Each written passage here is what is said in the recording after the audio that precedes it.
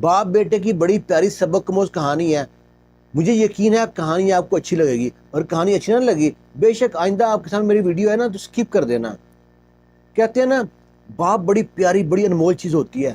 باپ ہم کو وہ سبق سکھاتا ہے جو نہ کوئی اسکول نہ کالج نہ مدرسہ سکھا سکتا ہے.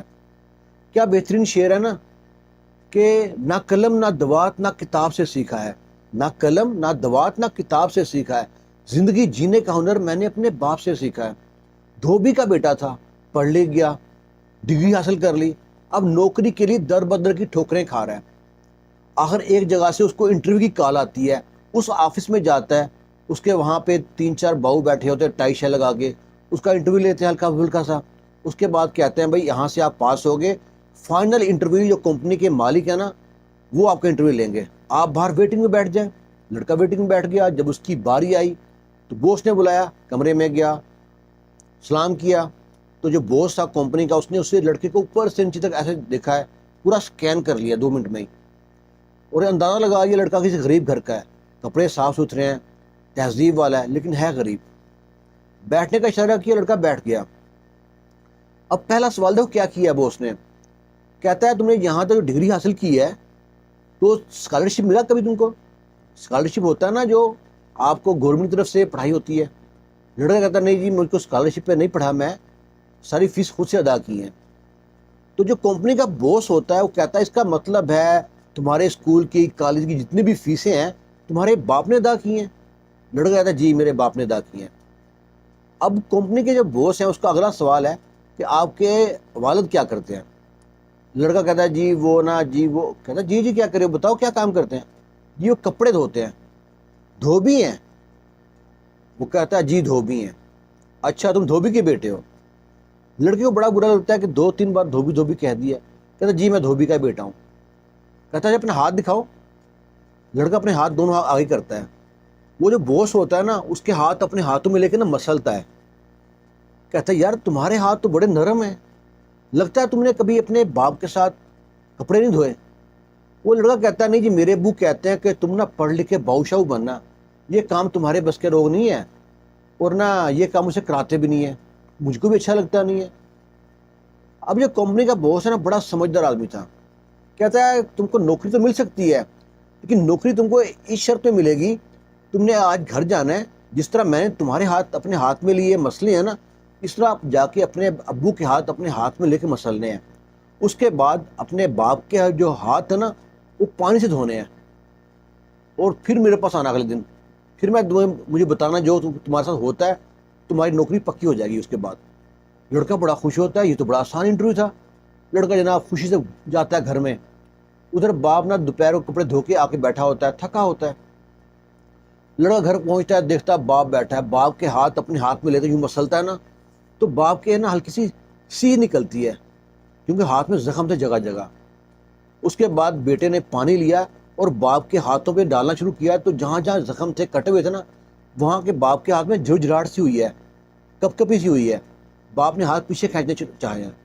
جب لڑکے نے یہ فیل کیا کہ باپ کو تکلیف ہو رہی ہے تو باپ کے ہاتھ جب کھول کے دیکھے نا غور سے تو دیکھتا ہے جگہ جگہ کٹے ہوئے ہیں, زخم بنے ہوئے ہیں, اور زخم میں کہیں کہیں پیپ بھی پڑی ہوئی ہے. اس کو اتنا دکھ ہوا, باپ کے ہاتھ چوم لیے اور کہتا ہے ابو اور کپڑے ہیں دھونے والے؟ باپ کہتا ہاں بیٹا ہیں کپڑے, ابھی میں تھک گیا تھا نا بعد میں دھوؤں گا. کہتا ابو کپڑے کی طرح دھوتے کیسے, کہاں پہ ہو, کیسے دھوتے ہو؟ کہتا ہے کیوں کیا کرنا ہے, جلدی بتائیں ابو مجھ کو. وہ بتاتا ہے اچھا تو وہاں پہ کپڑے دھو لو. لڑکا جاتا ہے, باپ سمجھتا ہے یہ مذاق کر رہا ہے. لڑکا جاتا ہے کپڑے دھونے شروع کرتا ہے. باپ دیکھ رہا ہے, باپ اس کو دیکھتا ہے کہ ابھی آ جاؤ بیٹا, ٹھیک ہے بہت ہو گیا میں دھو لوں گا. ابھی لڑکے کو آنکھوں میں آنسو آ رہے ہیں. وہ نا پانی کے چھٹے نا اپنے چہرے پہ مارتا ہے تاکہ یہ معلوم نہ پڑے کہ کپڑے دھو رہا ہے کہ بیٹا رو رہا ہے. روئی جا رہا ہے, کپڑے دھوئی جا رہا ہے, روئی جا رہا ہے, کپڑے دھوئی جا رہا ہے. اسے اتنا دکھ لگتا ہے کہ میرے باپ نے مجھ کو پڑھانے کے لیے اتنی مشقت کی ہے, مجھے پتہ ہی نہیں ہے, کبھی میں نے فیل ہی نہیں کیا. پھر کپڑے دھوتا ہوا باپ بلائی جا رہا ہے. لڑکا بھاگا بھاگا آتا ہے, باپ کو گلے لگ جاتا ہے. کتنے سال بعد باپ کو گلے لگایا تھا لڑکے کو یاد ہی نہیں ہے. کتنی دیر تک باپ کو گلے لگائی رکھا ہے. جب گلے لگایا باپ کو ہی معلوم نہیں ہے کیا وجہ ہے, بیٹے کو تو معلوم تھا. باپ کی آنکھوں میں بھی آنسو ہے کہ میرے بیٹے کو گلے لگایا, اور بیٹا تو رو ہی رہا ہے. اس کے بعد بیٹا جہاں جلدی سے اپنے کمرے میں چلا جاتا ہے. کمرے میں چلا جاتا ہے, آنکھوں میں آنسو ہے. اور آنکھوں میں آنسو سے ہی صبح ہو جاتی ہے، رات نیند نہیں آتی اس کو، اسی پریشانی میں کہ میرے باپ نے میرے لیے کتنی محنت کی ہے۔ پھر جاتا ہے صبح صبح، سب سے پہلے پہنچ جاتا ہے آفس میں، آفس میں جا کر بیٹھا ہوتا ہے ویٹنگ میں، جب وہ باس آتا ہے کمرے میں جاتا ہے۔ جب پہلے دن گیا تھا نا، بڑا چاقو چوبند یوں اٹیک تھا، اب وہ بھیگی بلی بن کے نا کرسی پہ بیٹھا ہے۔